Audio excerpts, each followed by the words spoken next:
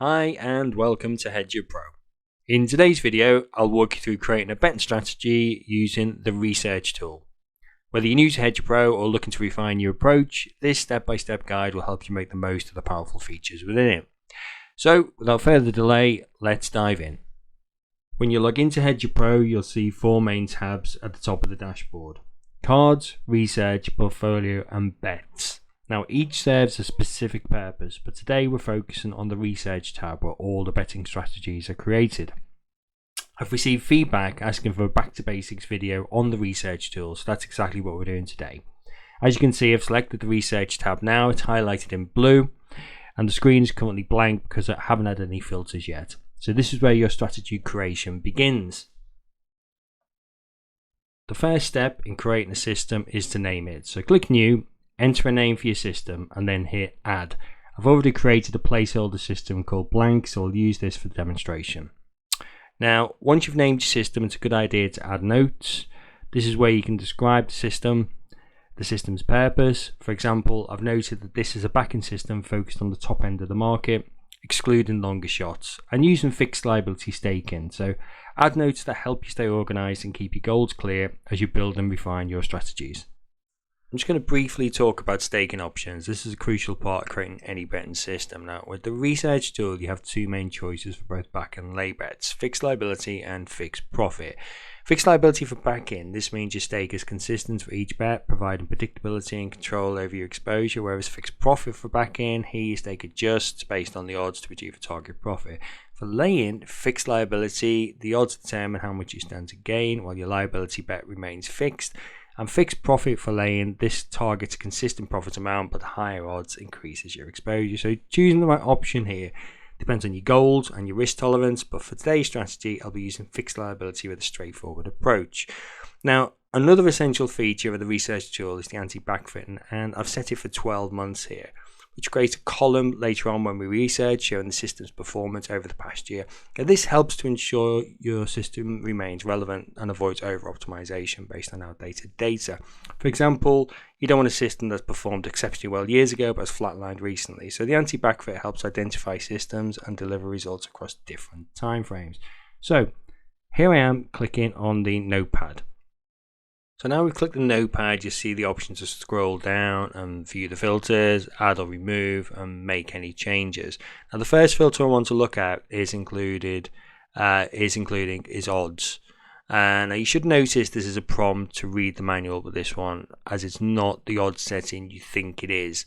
So if we select this and read the manual, a quick way is to Control F and then type what you're searching for.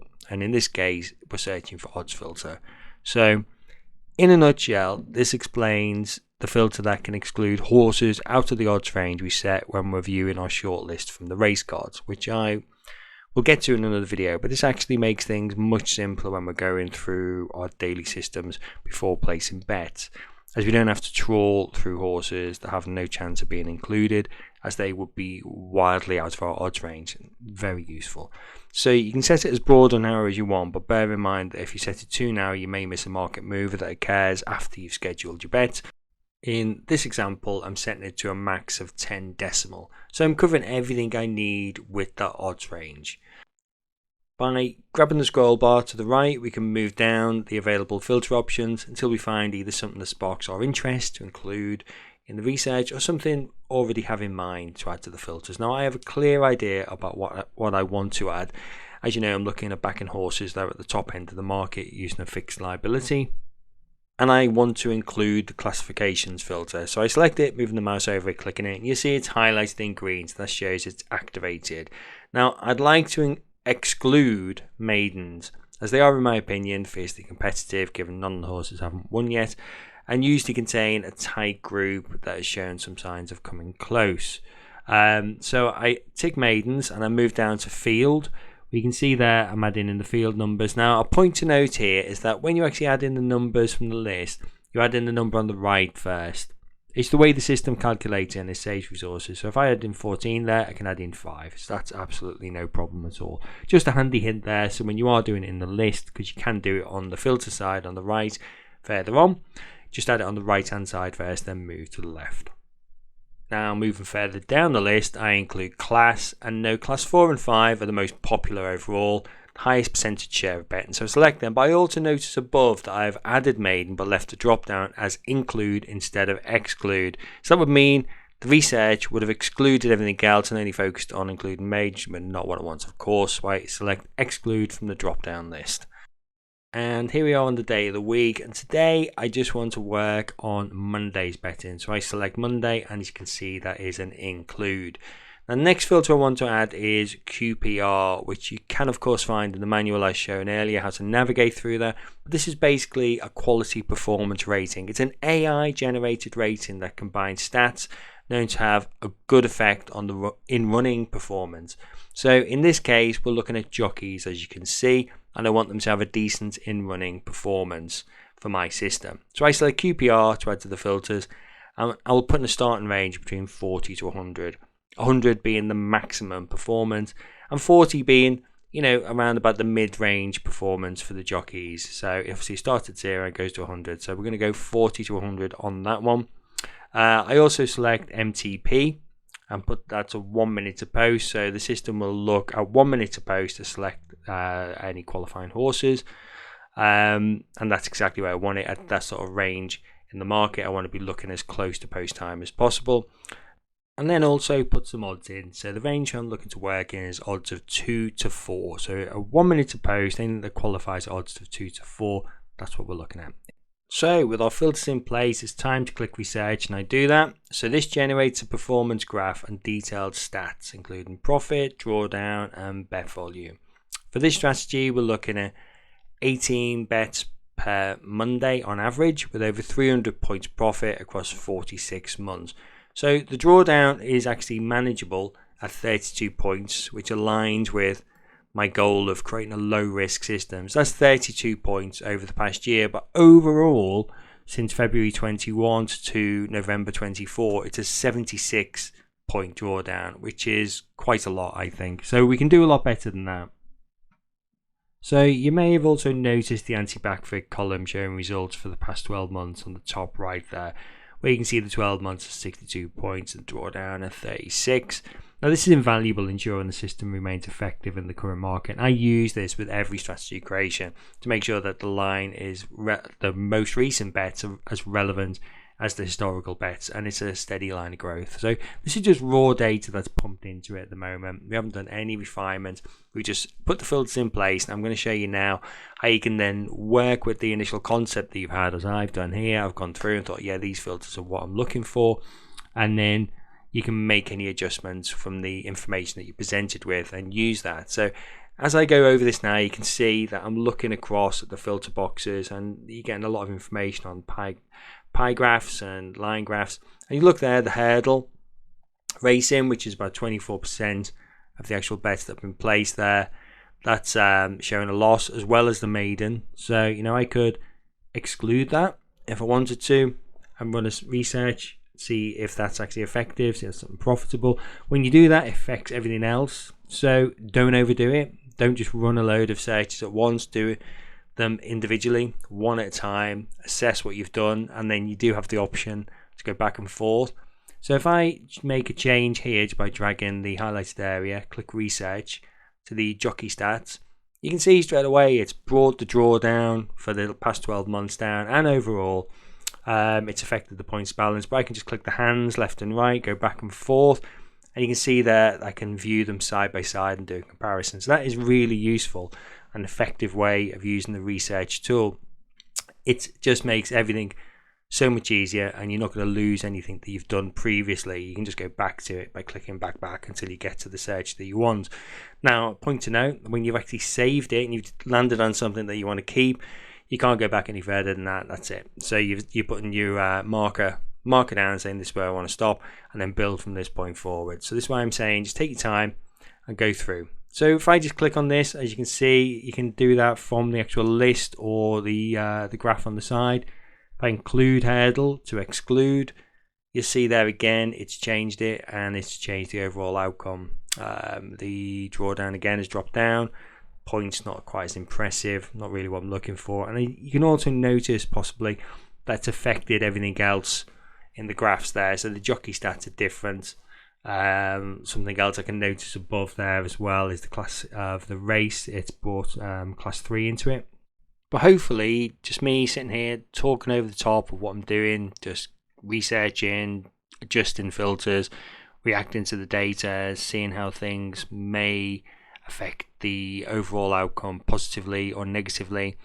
It's giving you some confidence to actually come up with your own ideas and dive in. Now, these strategies that I'm showing you here, you can have a complete portfolio to go with in January. They'll have every day of the week to be backing and laying, each showing a profit. All this data in the system is not going to be hidden. It'll be there for you to fully customize and make your own, or just run it straight out of the box and start scheduling bets from the strategies that I include with Hedger Pro in January with this exciting new update. And as mentioned, I will go over this again and again in more detail, and these systems will be explained fully for you before you get your hands on them. So for now, let's refine the system, and I've adjusted the odds range there to 3.5 between 4.5. Hit research, and this improves both profitability and the drawdown while keeping the bet volume consistent. However, like I said earlier, small steps and little things that you can notice can make a huge difference. And as I'm looking over the information here with the filters, I notice the MTP on 1 minute to post isn't as good as 4 minutes to post. So I select 4 minutes to post there, and it changes it to 4 MTP in the list. Click research, and what a difference this makes to the overall performance. Past 12 months, smashing it, 114 points, 9-point drawdown, 303 overall from January 21, and 32-point drawdown. That's amazing. We started off with 32-point drawdown over the past 12 months, and now you can see with those subtle changes, it's made a gigantic difference. Now with that change as well, the calculation that we did to ascertain, the daily bet volume, you can see there that puts us on approximately 11 average bets per day overall, with the number of bets placed from January 2021 every Monday over the 46 months, which is fine. That's absolutely brilliant. 11 bets per day, fantastic. That's a nice, consistent, very busy, active system. If we can do that every day of the week, we're winning. That's the goal. So happy with that, you click save. That system is now yours. That is in your portfolio list. That system is saved. Blank is saved with those settings. It's not going anywhere. And you can use that on a daily basis within the race cards to schedule your bets and work through that, either race to race, or as I said, place them at the start of the day, and they'll just run according to any scheduling parameters you've put in place. And we're very happy with that. Overall, that beats everything hands down. Doing a quick comparison to the previous one there, but yeah, very happy with that. That's what we've saved. The 303 points overall, 114 over the past 12 months, saved and in the bank. So just to wrap up, because I know it's been a long video, once you're satisfied, save your system by giving it a descriptive name like Monday Value Bet. So keeping your systems organized will make them easier to manage in the portfolio tab later, and you can always return to refine or copy the systems or create variations. So you just click copy there, you get the option to give it a new name. Click OK when you've given it the name. I eventually type it in, Monday Value Bet. Yeah, not bet. Okay, so I click OK, and that will appear in the system list that you've created, but you do need to refresh the browser first at this moment in time. It doesn't automatically appear there, so if you save it and you've made a copy of it, don't panic, it is going to be there. You can then also come back, I said once I've refreshed it here, you'll see it appear. You can then also come back and you can delete blank, because that's obviously been your template to start with. So if you made it this far, because I said I do know it's a long video, thanks for watching. I hope the walkthrough has shown you how to create and refine a betting system using a research tool in Hedger Pro, but don't worry if it hasn't, because there'll be lots more content to come. In my next video, I'll demonstrate building a lay betting system, so stay tuned for that. If you found this video helpful, please put a like on the video on YouTube, help us grow some presence on here, subscribe, and leave a comment below with any questions or suggestions. I'd love to hear your thoughts or ideas to future videos. And head over to Substack and search for Hedger Pro, subscribe there, and of course then you'll get an invite to join when we are ready to launch this in January. So Thanks again for watching, I appreciate it, and I'll see you next time.